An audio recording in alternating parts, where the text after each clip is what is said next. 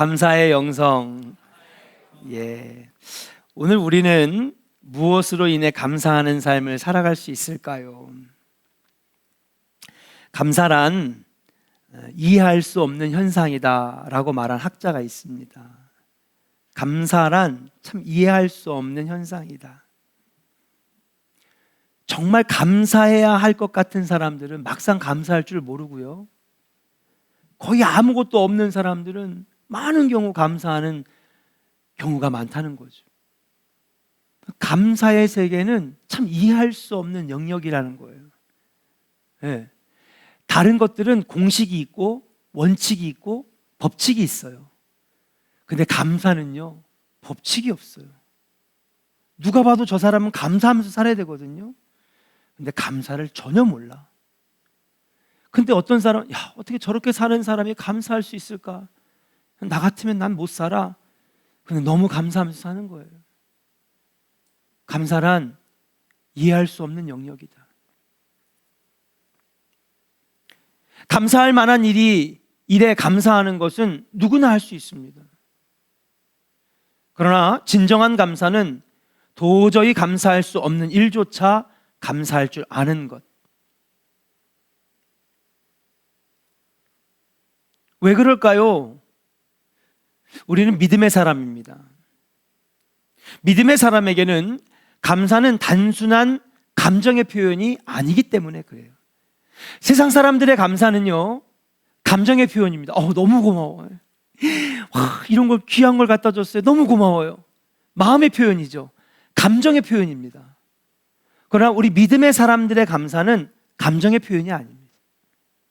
오늘 저와 여러분들이 하는 감사는 감정의 표현이 되어서는 안 되는 거예요. 우리 믿는 사람들의 감사는 영혼의 고백이기 때문에, 감사는 믿음이기 때문에, 믿음이 없으면 감사할 수 없기 때문에 믿는 사람에게는 감사는 바로 믿음의 표현이다.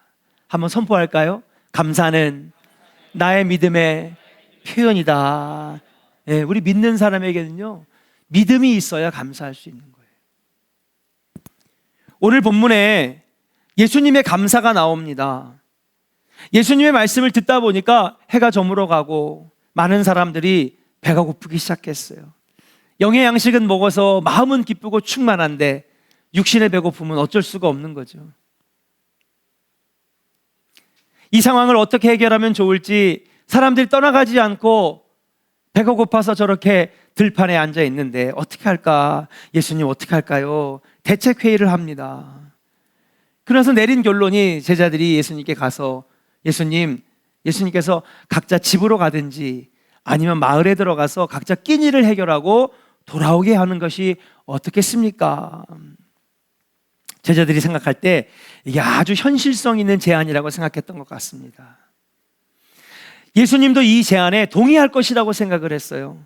그런데 예수님은 제자들의 예상을 전혀 빗나가는 뜻밖의 대답을 합니다. 우리 같이 한번 16절 한번 읽어볼까요? 16절 읽겠습니다. 시작. 예수께서 이르시되 갈 것 없다. 너희가 먹을 것을 주라.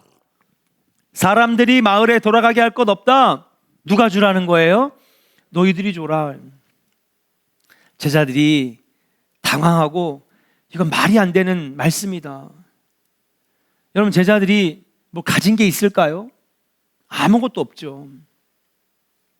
혹시 다른 제자들 잠잘 때 혼자 꽁쳐놓은 거 먹으려고 주머니에 핫바라든지 에너지바 같은 거 하나 넣어놨을 수는 있겠지만, 예? 앞에는요 5,000명이 앉아 있어요. 노약자, 어린이, 여인들을 뺀 숫자가 5,000명이니 수만 명이 놓여 있는 거죠. 혹시나 몇 개의 음식이 있다 할지라도 턱없이 부족한 겁니다.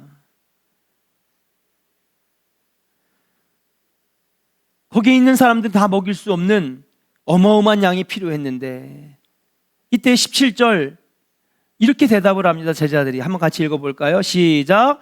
제자들이 이르되 여기 우리에게 있는 것은 떡 5개와 물고기 2마리 뿐이니이다.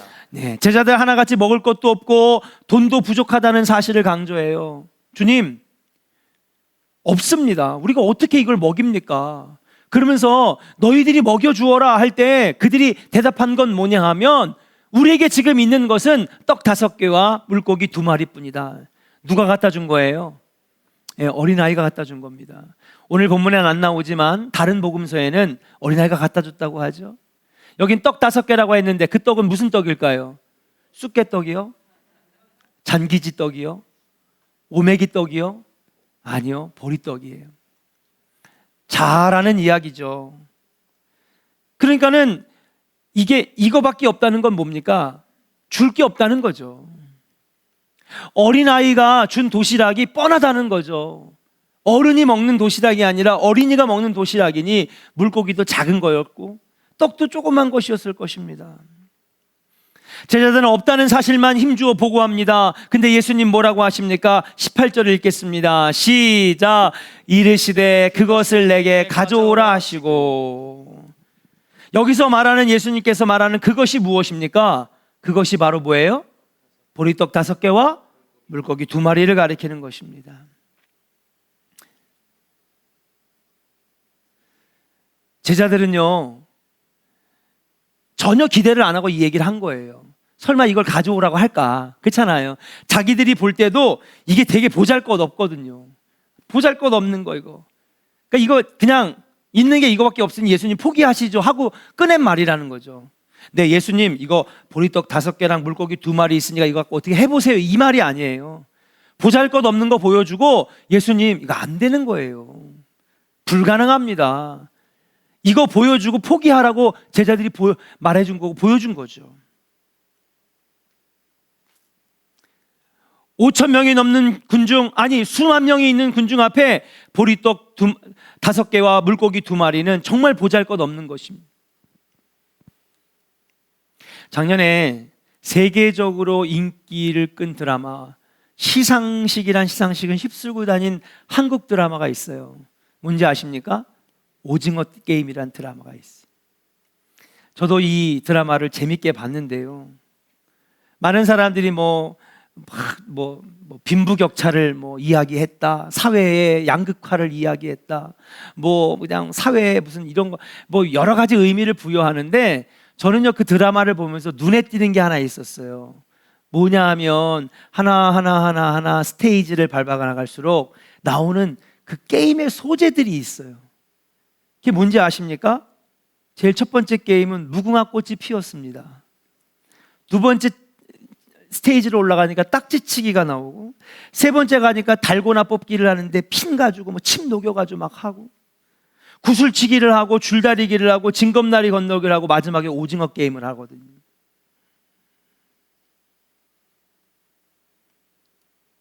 보니까 제가 다 어릴 때 하던 거예요. 아마 요즘 아이들은 모를걸요. 우리들의 추억 속에만 있던 어릴 적 게임들이 나옵니다. 요즘 아이들은요, 컴퓨터 키면요 막 화려한 게임들이 나오고요, 재밌는 막 드라마와 재밌는 영화들이 쏟아져 나오기 때문에 구슬치기가 뭔지, 제기차기가 뭔지 이런 거 잘 모를 거예요 아마. 예전 우리 어릴 적 놀이들은 이제 보잘것없고 유치해서 안 하는 놀이가 됐습니다. 이거 언제 하던 거냐? 놀 것 없는 시절에 했던 놀이들이에요. 다 공통점이 뭔지 아십니까? 흙바닥에서 했다는 거예요. 그때는 장난감도 없고 놀이기구도 없고 변변한 게 없기 때문에 할 수 있는 건 흙바닥에서 하는 게임이었어요. 그다가 해가 니역니역 질 때 엄마가 밥 먹어라 그러면 그때서야 흙먼지 털어내면서 들어갔던 기억.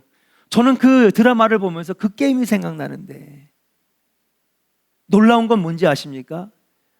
우리나라 사람들은 이제 쳐다보지도 않는, 보잘것없이 여기는, 저 누가 해 저거 유치해, 저 가난하고 배고프던 시절에 하던 거 보잘것없이 여겼던 게임들이 작년에 대박을 터뜨렸어요. 창조적인 예술가들 손에 거치면서, 훌륭한 영화 감독의 손을 거치면서 여러분 전 세계를 흔들어 놓는, 이제 우리는 보잘것없이 여기지만은요, 해외를 나가면요 걔네들이 딱지치기 하고 앉아 있고요, 독일 애들이 구슬치기 하고 앉아 있고요. 미국에서는 제 친구 목사가 아들 이벤트를 아들이 이제 그 새로운 지역에 가서 목회를 하니까 새로운 미국 고등학교를 들어갔는데 이제 동양인이니까 얼마나 무시를 당해요. 여러분 미국이 차별이 되게 심하다고요. 걔네들은 교묘하게 차별해요. 예, 대놓고 차별하면은 욕 먹으니까 은근히 사람 기분 나쁘게 하고.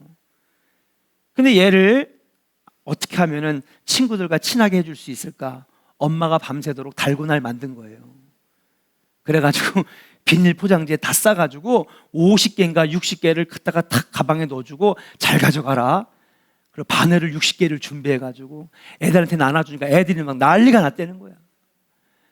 미국 고등학교 반에서 책상에다 놓고 이걸 달고날 이걸 쪼개고 있는 거예요. 우리는 이제 보잘것없이 여겼던 거, 아유 저거 누가 해 저거, 아유 유치한 거 저거, 가난하고 배고프서 진짜 흙바닥에서 하던 거 저거, 이건 누가 해? 근데 창조적인 손길을 딱 거치니까 세계적인 상품이 되었다는 거예요. 하물며 하나님의 손길이라면 어떨까요? 비록 우리가 가지고 있는 보잘것없는 것들, 그런 것들이지만 믿음으로 드리면 하나님의 능력의 손으로 놀라운 일들을 행하시는 줄로 믿습니다. 할렐루야. 주님 이거 보잘것없는데요, 제가 이거 뭘 할 수 있겠습니까? 주님 포기하세요. 보리떡 5개와 물고기 2마리를 뭘 할 수 있어요? 아니다, 그거 가져와라 내게. 남들이 다 보잘것없이 여겼던 거, 그거 가지고 하나님 앞에 드렸더니 예수님의 손을 거쳐서 놀라운 역사와 기적이 일어나게 되었다는 사실이에요. 사랑하는 조언의 성도 여러분, 눈에 보이는 현상만 보지 말고 오늘 감사를 드리는 이 예배 가운데에 만물을 주관하시는 하나님의 능력의 손을 보시기를 주의 이름으로 간절히 축원합니다. 주님, 내 삶이 이렇게 보잘것없는데 내가 뭘 할 수 있겠습니까? 배운 것도 없고 가진 것도 없고 건강도 없는데 내가 뭘 주님께 영광 돌릴 수 있습니까? 아니요. 주님은 그것도 가져오라고. 너는 그저 가져오로, 믿음으로 가져오기만 하면 돼. 믿음으로 두 손 들고 나오기만 하면 돼. 그러면 내가 능력의 손으로 너를 만져줄게. 능력의 손으로 너를 일으켜줄게. 이게 바로 오병이어의 역사에 담겨져 있는 깊은 은혜인 줄로 믿습니다. 사랑하는 조언의 성도들, 오늘 비록 우리가 힘든 가운데, 연약한 가운데 달려나왔지만 있는 모습 그대로 하나님 앞에 나오시기를 주의 이름으로 축복합니다. 약한 자를 들어서 강한 자를 부끄럽게 하신 하나님께서 여러분들의 삶을 복되게 하실 줄로 믿습니다.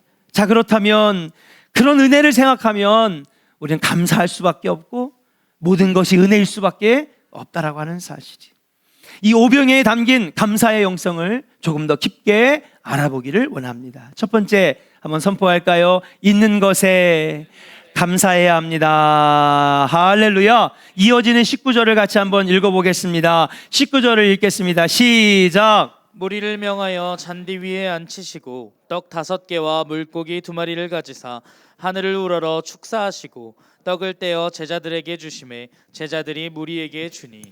할렐루야. 예수님은 제자들에게 그것을 가져오라고 했습니다. 그리고 거기 모인 사람들을 풀밖에 앉게 한 다음에 예수님은 5,000명의 사람들을 앞에 두고 보리떡 5개와 물고기 2마리를 가지고 하늘을 우러러 뭐 했다고요? 축사했다고 그랬어요. 이 축사가 뭘까? 헬라어 원어를 찾아보니까 유카리스트라고 하는 단어입니다. 유카리스트. 유카리스트라고 하는 단어의 뜻을 사전에 살펴보니까 이게 무슨 말이냐, 심사숙고해보고 헤아려본 후에 갖게 되는 깊은 감사라는 뜻이에요. 이게 축사, 이게 유카리스트래. 사실 유카리스트라는 말은 은혜라는 말도 됩니다. 아까 우리가 불렀죠, 찬양, 모든 것이 은혜. 그러니까 깊이 생각해 보니까 그냥 겉만 보면 돈 벌었어? 물가는 올라갔지, 기름값은 올라갔지, 손님은 끊겼지, 장사는 안 되지, 너무너무 힘들지. 겉만 보면 감사할 게 아무것도 없거든요. 근데 그건 유카리스트가 아니라는 거예요. 깊이 숙고해보고 깊이 헤아려보니 다 하나같이 은혜네. 그래서 여러분, 유카리스트는 은혜라는 단어도 되고 감사라는 단어도 돼요. 은혜를 알게 되니까 감사하게 되는 거죠. 그러니까 여러분, 예수님께서 하늘을 우러러 축사하셨다는 건 뭐냐 하면 이 놀라운 은혜 감사합니다, 감사 기도를 드렸다는 거예요. 자기도 배고플 텐데 이 어린 소년이 가져온 이 도시락, 주님 드세요 라고 했던 그 어린 아이의 마음을 심사숙고하고 헤아려 보니까 너무 감사한 거야. 그러니까 예수님이 감사의 기도를 드린 거예요. 참 은혜다 이게. 이 어린아이가, 예, 보통 아이들은 배고픈 거 못 참기 때문에 막 먹고 싶어 할 텐데 예수님 드세요 라고 하는 그 어린아이의 마음을 헤아려 보고 숙고해 보니 참 감사합니다, 하나님께 감사의 기도를 드린 거지.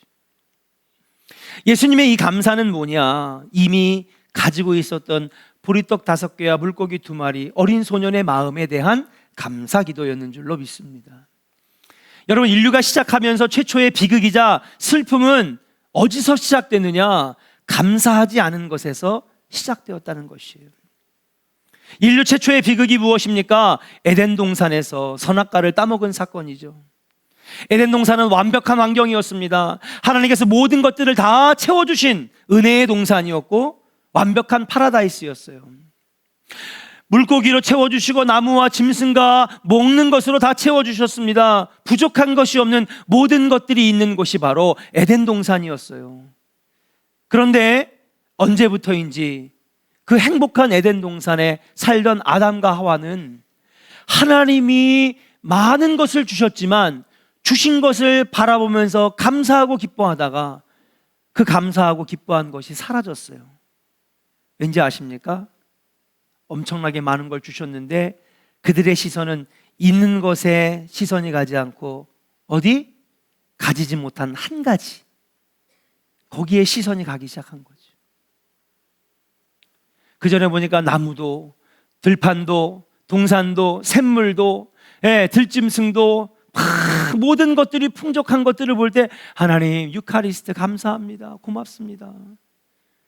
있는 것을 쳐다볼 때는 감사하고 행복했는데 언젠가부터 다 받았는데 딱 한 가지 못 받은 거, 다 가졌는데 못 가진 거 하나, 뭐예요? 선악과죠. 그걸 바라보니까 불행해지기 시작했어요. 행복한 마음이 사라졌어요. 감사의 마음이 떠나갔어요. 그리고 그들의 마음에 아니 하나님은 왜 저거 안 주셨을까? 아니 다른 것들은 다 주셨는데 왜 이건 안 주셨을까? 하며 불만을 가지기 시작했어요. 결국 뱀이 와서 살짝 그 마음을 싹 흔드니까 어떻게 돼요? 아담과 하와가 그 열매를 따먹게 되죠. 많은 사람들이 인류의 비극은 선악과를 따먹었다 하는 데에서 시작됐다고 생각하지만 따먹은 행위가 중요한 것이 아닙니다. 인류의 비극은 뭔지 아십니까? 수천 개 수만 개를 에덴 동산에 주셨는데 주신 것들, 받은 것들을 바라보지 않고 가지지 못한 그 한 가지, 그거 바라보다가 감사를 잊어버렸기 때문에 인류의 비극은 시작됐다는 것이죠. 따라합시다. 인류의 비극은 감사하지 않은 것에서 시작되었습니다. 우리도 마찬가지 아니에요? 사실 우리는요, 우리가 시선을 두지 않아서 그렇지 이미 받은 게 너무 많아. 근데 하나님, 왜 나는 청담동 안 살아요? 이미 아파트 주셨는데, 하나님, 이왕이면 30억짜리 아파트 가지 꼭 20억짜리 아파트에 살아야 됩니까? 인생의 비극이 어디서 시작되는지 알아요? 가지고 있는 것을 바라보지 아니하고 가지지 못한 것을 바라볼 때에, 여러분, 그리고 감사를 잃어버릴 때에 불행해지기 시작된다는 사실이에요. 많은 것을 주셨는데도 그것에 대한 감사를 잃어버린 것입니다. 감사를 잊는 순간은 없는 것에 대한 불평이 생기고 인생은 불행해진다라고 하는 것이에요. 에덴 동산은 가진 것에 감사하는 곳이었습니다. 하나님이 우리와 함께 하시는데 우리는 늘 지금 나에게 부족한 것, 없는 것, 갖고 싶은 것에 초점을 맞추기 때문에 하나님이 행하신 놀라운 축복과 은혜를 잊고 살아간다는 사실이에요. 그러나 살아가는 여러분, 하나님이 주신 것에 초점을 맞추기 시작하면 하나님의 은혜가 보이고 하나님의 사랑이 보여지고, 그래서 잃었던 감사가 다시 나에게 찾아오고, 그러니까 내 인생이 행복해지는 놀라운 역사가 일어나게 되는 것인 줄로 믿습니다. 사랑하는 조은의 성도 여러분, 오늘 추수감사절 이미 주님께서 주신 많은 것들을 다시 바라볼 수 있는 시선이 여러분들과 저에게 있기를 주의 이름으로 간절히 축원합니다. 옛날엔 힘들게 시작했잖아요. 솔직히 아무것도 없이 시작했잖아요. 근데 이미 우리가 지금 너무 많은 걸 누리고 있음에도 불구하고 우리는 가지지 못한 것에 늘 시선을 가지면서 원망하고 불평하고 낙심하고 좌절하고, 그렇게 매 순간을 불행하게 우리는 살고 있다는 사실이에요. 은혜의 세계는요, 있는 것을 찾아내는 자는 더 많이 누리는 게 은혜의 세계예요. 근데 있는 것을 알지 못하고 없애버리는 자는 그 있는 것도 빼앗기는 것이 은혜의 세계인 줄로 믿습니다. 은혜의 세계는요, 있는 것도 뺏기는 게 은혜의 세계예요. 왜? 감사를 잃어버리고 주신 은혜를 잊어버리니까 있는 것도 누리지 못하게 되는 거예요. 사랑하는 조은의 성도 여러분, 추수감사주의를 보내면서 부족한 것에 초점을 맞추지 말고 하나님 우리에게 이미 베풀어 주신 놀라운 은혜와 사랑을 다시 쳐다보는, 그 시선을 다시 돌리는 우리 감사의 성도들이 되시기를 주의 이름으로 간절히 축원합니다. 우리 옆사람에게 축복하겠습니다. 있는 것에 시선을 맞춥시다. 아멘. 두 번째 따라합시다. 감사가 먼저였습니다. 할렐루야. 여기서 주목할 점은 뭐냐 하면 예수님의 감사 시점이었습니다. 기적이 일어난 후에 감사했습니까? 기적이 일어나기 전에 감사했습니까? 예, 2주 전에 제가 이미 여러분들에게 이 감사 설교를 미리 한 이유가 오늘 설교를 하기 위해서였어요. 보리떡 5개와 물고기 2마리를 가져와라. 예수님 이거 보잘것없는 거 이거 가지고 뭐 하시려고요? 포기하세요 예수님. 그렇게 내민 이 어린아이의 도시락이었는데 아니야, 가져와. 그리고 하늘을 우러러 축사하시고 유카리스트 감사했어요. 그랬더니 어떤 일이 일어났습니까? 5,000명을 먹이고도 12광주가 남는 놀라운 기적이 일어나게 되었는 줄로 믿습니다. 이 사실이 주는 은혜는 무엇입니까? 응답이 있기 때문에, 복을 받았기 때문에, 결과가 좋기 때문에 감사한 게 아니에요. 먹을 것이 없고 부족하고 보잘것없는 도시락이지만 먼저 감사의 기도를 드렸더니 하나님께서 차고 넘치는 복을 허락해 주시는 기적이 일어났다는 사실이에요. 한번 선포하겠습니다. 있어서 받아서 감사한 것이 아니라 감사했더니 받았습니다. 믿으시면 아멘. 행복해서 감사하는 것이 아니라 감사했더니 행복해지는 거예요. 에덴 동산은요, 이 은혜의 법칙을 잊어버린 거예요. 감사합니다 했더니 더 행복해지는데, 받은 거, 있는 거, 보잘것 없으면 좀 어떻습니까? 그래도 이거 감사합니다 하면 하나님 더 큰 은혜를 주시는 건데, 이 은혜의 비밀을 알지 못하고 우리가 불행의 길을 걸어가고 있다는 사실이에요. 불평하는 사람은 아무리 많이 가졌어도 행복할 수 없습니다. 감사하는 사람만이 행복을 소유할 수 있는 것입니다. 누가 나에게 행복의 비결이 무엇냐고 물어보신다면 감사하세요. 감사하세요. 감사가 행복의 비결이라고 하는 사실. 얼어붙은 강에는 배를 띄울 수 없듯이 마음이 얼어붙어 감사가 메말라버린 인생은 행복하지 못한 것인 줄로 믿습니다. 독일 경언에 선물을 보지 말고 선물 주는 손을 보라라는 말이 있어요. 이게 무슨 뜻일까요? 내가 받는 선물의 가격을 보지 말고, 아 여보 이게 뭐야, 이거 이딴 거 사갖고 왔어? 이러지 말고 이거라도 사온 그 마음에, 그 마음을 보라는 것이죠. 세상에 있는 모든 만물을 볼 때도 마찬가지입니다. 야 이게 뭐야, 이거 아니야, 이거 하나님 주셨어. 하나님이 행하셨어. 만물을 만드신 하나님의 손을 봐야 된다라고 하는 사실, 만물 속에서 일하시는 하나님의 마음을 알고 헤아려야 된다는 사실인 줄로 믿습니다. 그러면 우리 삶이 모든 것이 감사가 되고 넘칠 수밖에 없다라고 하는 사실이에요. 헬라어에는요 독특한 문법이 있어요. 그게 뭐냐면 완전 명령형이라고 하는 표현이 있습니다. 완전 명령형은요 일체에 토를 달 수가 없어요. 해도 되고 안 해도 되는 명령이 아니에요. 뭐 하는 거예요? 반드시 지켜야 되는, 이걸 가지고 완전 명령형인데, 예를 들면은 땅끝까지 이르러 내 증인이 되어라 명령하실 때 이거는 완전 명령형으로 쓰여졌어요. 그러니까 전도하라는 거죠. 복음 전하라는 거죠. 천국 복음 전하라는 거죠. 이거는 해도 되고 안 해도 되는 옵션이 아니라는 거예요. 반드시 뭐 하라는 거예요? 증인되라는 거죠. 너희가 하나님을 사랑하고 또 이웃을 사랑하라 할 때 완전 명령형으로 쓰여졌어요.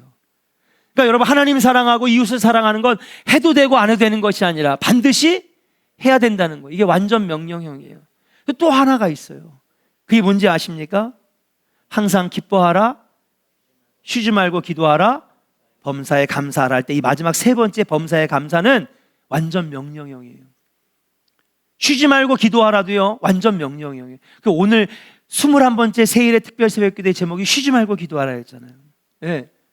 그러니까 해도 되고 안 해도 되는 게 아니라 기도는 반드시 해야 되는 거예요. 그래야 우리의 영이 살고 성령이 인도하시고 신앙생활이 지는 생활이 아니라 이기는 신앙생활이 되는 거죠. 이렇게 완전 명령형이 있는데, 여러분, 우리는 그동안에 이 감사에 대해서 이렇게 생각했어요. 감사를 해도 되고 안 해도 되고, 감사할 것이 있으면 감사하고 할 것이 없으면 나중에 하면 되고, 우리는 이렇게 생각했죠. 그러나 주님은 우리에게 말씀하십니다. 완전 명령형으로 쉬지 말고 기도하라, 항상 기뻐하라, 범사에 감사하라. 왜 감사를 명령하시는 겁니까? 감사하면 더 큰 은혜를 받고 더 큰 사랑을 누리고 더 큰 축복을 누리게 하기 위해서 우리에게 명령하셨는 줄로 믿습니다.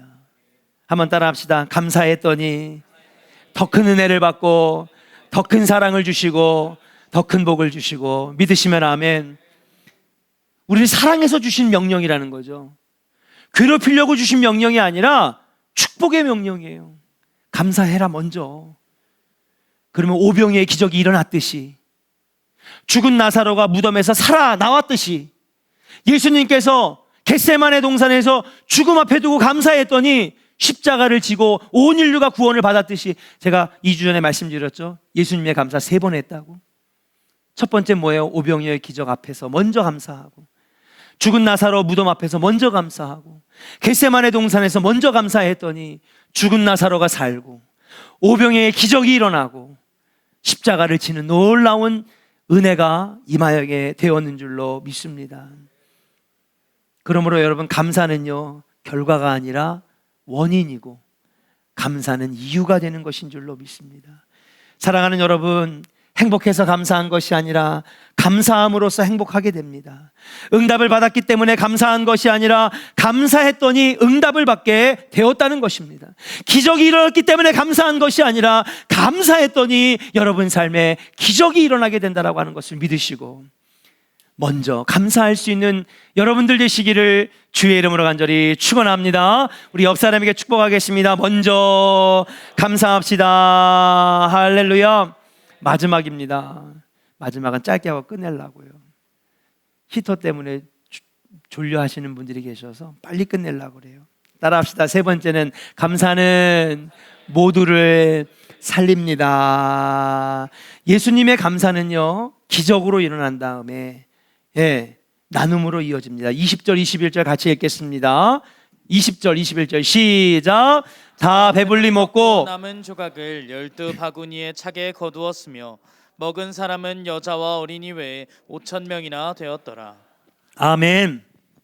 어린아이가 아마 예수님 갖다 드리세요 하고 예수님 사랑하는 마음으로 드렸을 것입니다. 그 아이도 자신의 허기진 배를 참고 도시락을 주께 드리지 않았겠습니까? 그리고 그 아이의 착한 마음을 예수님께서 헤아려 보니까 너무 은혜인 거예요. 그러니까 예수님께서 이례적으로 감사 기도를 다 하늘을 바라보시면서 할 때에 여러분 5,000명이 아니라 수만 명이 먹고도 보잘것없는 어린아이의 도시락이었지만 그것에 감사해서 그곳에 있는 모든 사람들이 배불리 먹고도 남는 것이 일어났다라고 하는 사실이에요. 감사가 많은 사람들을 이롭게 하고 살리고 배부르게 먹이게 했다라고 하는 사실인 줄로 믿습니다. 그런 걸 볼 때에 저는 오늘 이 말씀을 묵상하면서 한번 내 삶에 응용을 해봤어요. 예. 감사했더니 많은 사람들을 이롭게 했구나. 물론 불어나는 기적도 있었지만 그 기적이 문제가 아니라 그 기적 다음에 많은 사람들이 누리게 됐다는 거죠. 배고픔을 해결했다는 거예요. 도움을 받았다는 거예요. 허기진 배가 배불리 채워졌다는 거예요. 이 사건을 보면서 맞아. 남을 돕고 남에게 나눠주는 이 모습은 누구만 할 수 있는 거냐? 보니까 감사하는 사람들이 하는 거더라고요. 남을 도와주고 남에게 베풀어주는 삶을 살아가는 것 누가 할 수 있을까? 곰곰이 생각을 해봤어요. 근데 보니까 가졌다고 하는 게 아니더라고요. 많이 가졌다고 하는 게 아니더라고요. 오늘 이 말씀을 들으면서 맞아. 머리로는 이해는 해요. 그러나 행동으로 옮기지 못해요. 그 행동으로 옮기는 사람들은 어떤 사람이 하느냐? 감사하는 사람만이 할 수 있는 것인 줄로 믿습니다. 이웃을 돕고 남에게 나누어 주는 것은 감사의 마음이 있는 자들만이 할 수 있는 것이다. 한번 선포합시다. 감사하면 남을 도울 수 있습니다. 아멘. 예, 감사하는 마음. 내게 주신 하나님의 은혜가 너무 감사하면요, 여러분 막 내가 가진 것에 집착하지 아니하고 막 사람들을 도와주게 되고 보살펴주게 되고 있으면 있는 대로 없으면 없는 대로 그렇게 돕는 삶을 살게 된다라고 하는 것이 아니겠는가. 오늘 말씀에 담겨져 있는 또 다른 하나의 진리는 뭐냐 하면 감사가 다른 사람들을 살리고 돕고 먹이고 돌봐준다는 사실이에요. 고사성어 중에 적자생존이란 말이 있습니다. 여러분 그 뜻 다 아시죠? 적자생존 뭐예요? 강한 소수만이 살아남는다. 근데 어떤 사람이 이 고사성어를 아주 재밌게 해석했어요. 뭐라고 해석했느냐? 적자를 볼 줄 아는 사람만이 승리한다. 여기서 말하는 적자는 무엇입니까? 그렇죠. 우리가 요즘 그 뉴스에서 많이 얘기하죠. 소수자, 뭐 성소수자, 뭐 또 무슨 소수자, 이게 적자죠. 다시 말해서 약한 자, 어려운 자, 힘든 자, 아픈 자, 이런 사람들을 돌아볼 줄 아는 사람들이 결국 승리한다는 거예요. 내가 땀 흘려 번 돈 것이라고 해서 다 내 것이 아닙니다. 내가 번 것에는 내 목도 있지만 하나님의 목도 있고 이웃의 목도 있어요.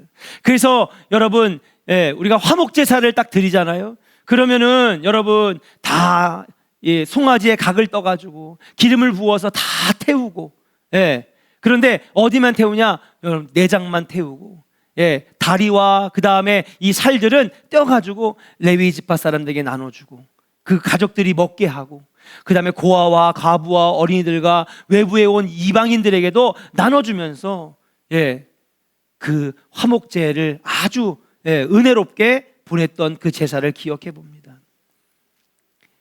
내가 키운 소, 내가 가지고 있는 내 재산이었지만 그것이 하나님께도 바쳐지고 이웃에게도 나눠지는 놀라운 역사. 하나님 이 진리를 구체적으로 말씀하셨어요. 추수할 때 밭에 내 모퉁이는 남겨두고 곡식단이나 포도열매를 나르다 떨어뜨렸을 때 줍지 말라고 했다는 거예요. 이건 여러 사람들의 몫이니라 했어요. 사랑하는 여러분, 우리는 모두 하나님의 은총을 받은 사람들입니다. 이미 하나님께서 많은 것들을 주셨고 그 중에서도 제일 큰 것 주신 건 뭡니까? 따라합시다. 구원의 은혜. 구원의 은혜. 여러분 다른 것 다 합쳐도 비교할 수 없는 것이 뭔지 아십니까? 구원받았다라고 하는 거예요. 우리는 구원의 백성이라고 하는 사실이에요. 이미 너무나 많은 걸 받은 사람인데 거기에 시선을 두지 못하고 자꾸 가지지 못한 그 한 가지의 시선을 둘 때 얼마나 불행하게 살아왔습니까? 여러분들의 시선에 감사의 시선이 옮겨지기를 주의 이름으로 간절히 축원합니다. 있어서 감사한 것이 아니라 먼저 감사했더니 기적이 일어나고 응답이 일어나고 역사가 나타나는 놀라운 은혜 여러분 누리시기를 주의 이름으로 간절히 축원합니다. 그랬더니 그 감사의 마음 때문에 남도 살고 어려운 사람들도 사는 놀라운 기적, 우리 조원교회 불같이 일어나기를 소망하면서 주님 오실 그날까지 감사를 잃어버리고 살지 않는 우리 조원의 성도들 되기를 주의 이름으로 간절히 축원합니다.